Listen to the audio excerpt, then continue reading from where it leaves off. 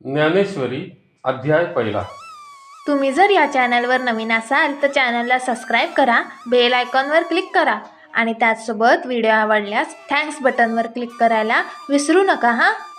श्री गणेशाय नमः. ओम नमो जियाद्या वेद प्रतिपाद्या जय जय स्वसंवेद्या आत्मरूपा. अर्थ: ओंकारला नमस्कार असो, जो अनादी आहे. वेदांनी ज्याचे प्रतिपादन केले आहे, हे आत्मस्वरूप म्हणजेच आत्म्यासारखा रूपा स्वतःच जाणण्यायोग्य असलेल्या तुझा विजय असो.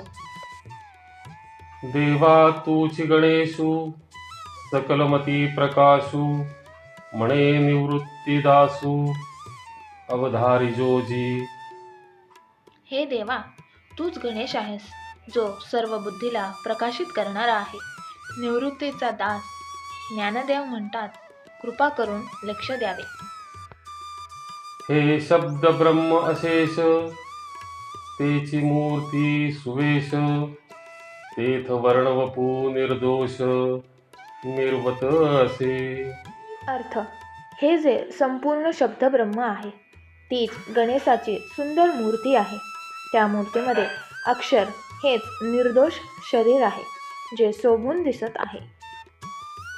स्मृती तेची अवयव देखा अंगिक भाव तेथ लावण्याची ठेव अर्थशोभा.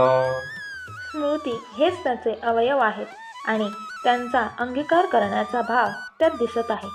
त्या अवयवांमध्ये अर्थाची म्हणजेच अर्थज्ञानाची सुंदरता हेच लावण्याचे भांडार आहे. अष्टादश पुराणे तीची मणिभूषणे पदपद्धती खेवणे प्रमेय रत्नांची. अर्थ: 18 पुराणे हीच त्या मूर्तीची रत्नजडित आभूषणे आहेत. उत्तम पदाची मांडणी म्हणजे पद्धत हीच प्रमेयरूपी रत्नांची गुंफण आहे.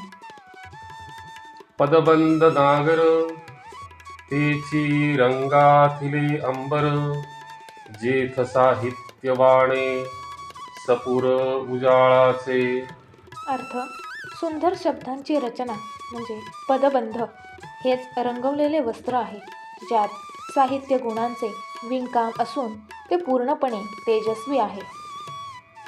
देखा काव्य नाटका जे निर्धारिता सकौतुका त्याची ऋणझुणती क्षुद्र घंटिका अर्थध्वनी. अर्थ: पहा, काव्य आणि नाटके ह्यामध्ये जे उत्सुकतेने निश्चित केले जातात, त्याच अर्थाने ध्वनी या लहान घंटेसारखे रुणझुणत आहेत. नाना प्रमेयांची परी निपुणपणे पाहता कुसरी दिसती उचित पदे माझारी रत्ने भली.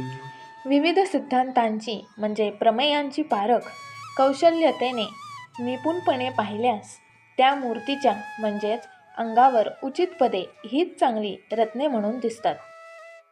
तेथ व्यासदिकांच्या मती तेची मेखळा मिरवती चोखाळपणे झळकती पल्लव सडका. त्या मूर्तीला व्यास इत्यादी ऋषींची बुद्धी हीच कमरेची मेखळा म्हणजे पट्टा म्हणून शोभत आहे, जी शुद्धतेने चकाकत आहे, जणू ती मेखळा नवीन पानाची वा नखांची कोर आहे. देखा षड्दर्शने मणिपती तेची भुजांची आकृती म्हणूनी विसंवादे धरिती आयुधे हाती. अर्थ: पहा, ज्यांना षडदर्शने म्हणजे 6 शास्त्रे म्हणतात, तीच भुजांची म्हणजे हातांची रचना आहे. म्हणूनच ती आपापल्या विचारांच्या विरोधासह हातात आयुधे धारण करतात, म्हणजे विचार मतभेद हीच आयुधे. तरी तर्क तोची परशु नीती भेदू अंकुशू वेदांतू तो महारसू मोदकाचा. त्यापैकी तर्कशास्त्र हेच परशु म्हणजे कुऱ्हाड आहे. नीतीचे भेद म्हणजे विवेक हाच अंकुश आहे आणि वेदांत म्हणजे तत्वज्ञान हाच मोदकाचा उत्कृष्ट रस म्हणजे स्वाद आहे.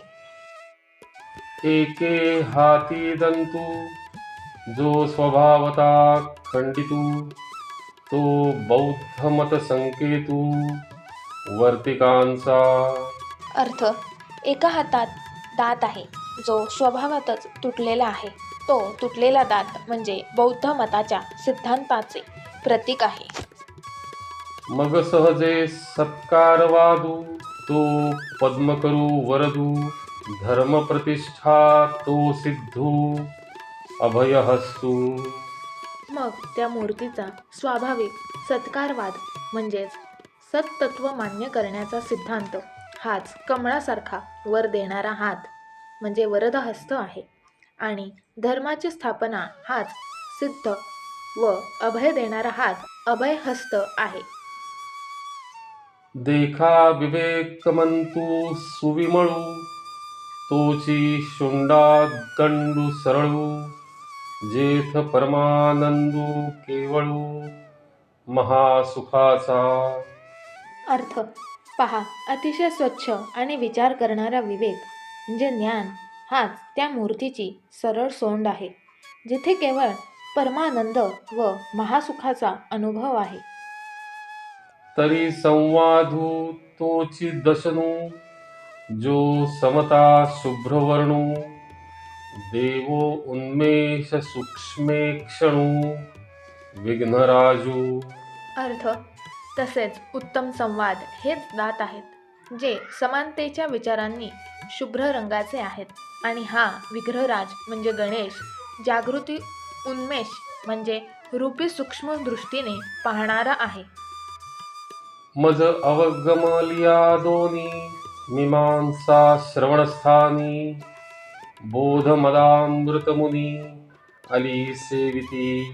अर्थ मला समजलेली पूर्व आणि उत्तर वेदांची मीमांसा हीच त्यांच्या कानाच्या ठिकाणी आहे जिथे बोधरूपी मद म्हणजे ज्ञानरूपी अमृताचे सेवन मुनिरूपी भुंगे करत आहेत.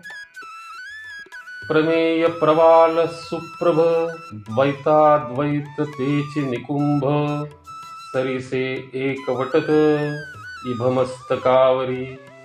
अर्थ उत्तम सिद्धांतरूपी म्हणजे प्रमेयरूपी प्रवाळासारखे म्हणजे पोवळ्यासारखे तेजस्वी द्वैत्य आणि अद्वैत्य हे निकुंभ म्हणजे गंधस्थळे आहेत जे हत्तीच्या मस्तकावर बरोबरीने एकरूप झालेले आहेत.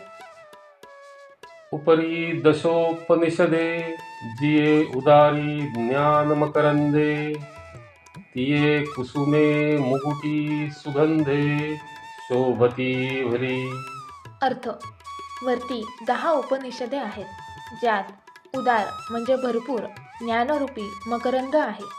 तीच उपनिषदे मुकुटामधील सुगंधी फुले म्हणून उत्तम शोभत आहेत.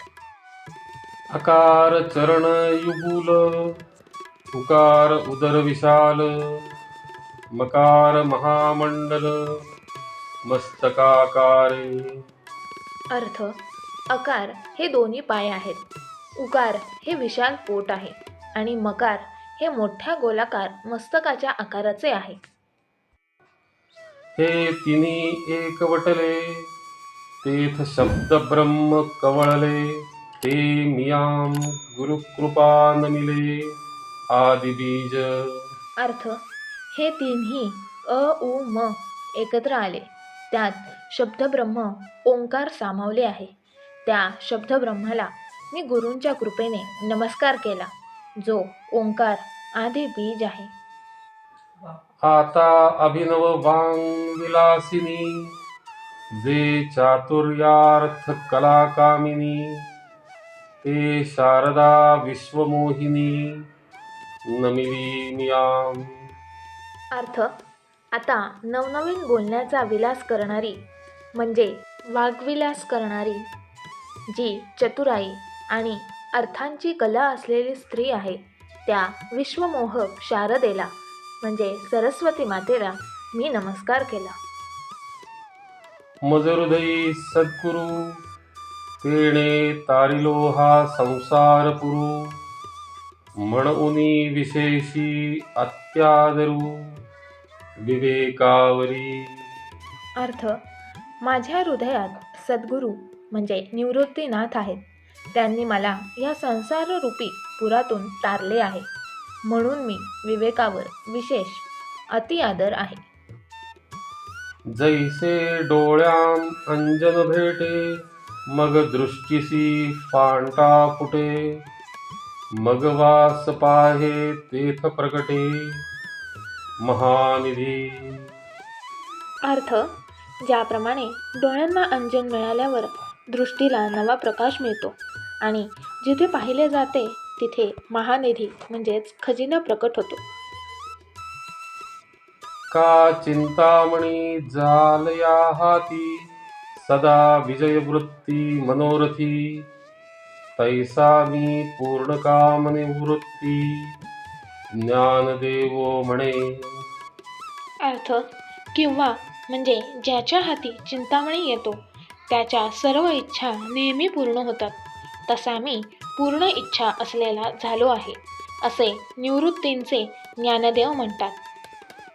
म्हणून जाणते नो गुरु भजिजे, तेणे कृतकार्य होईजे, जैसे मूळ सिंचने सहेजे, शाखा पल्लव संतोषती.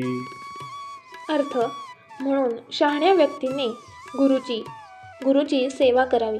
त्याने आपले कार्य म्हणजे जीवन हेतू पूर्ण होते. ज्याप्रमाणे झाडांच्या मुळांना पाणी घातल्याने आपोआप फांद्या आणि पाने संतुष्ट होतात. का तीर्थे जिये भुवनी, तिये घडती समुद्राव गहनी, ना तरी अमृतरसास्वादनी, रस सकळ. अर्थ, किंवा जगात जी छोटी मोठी तीर्थे आहेत ती सर्व समुद्रात स्नान केल्याने साधतात, किंवा अमृताच्या रसाचा आस्वाद घेतल्याने इतर सर्व रसांचे समाधान होते.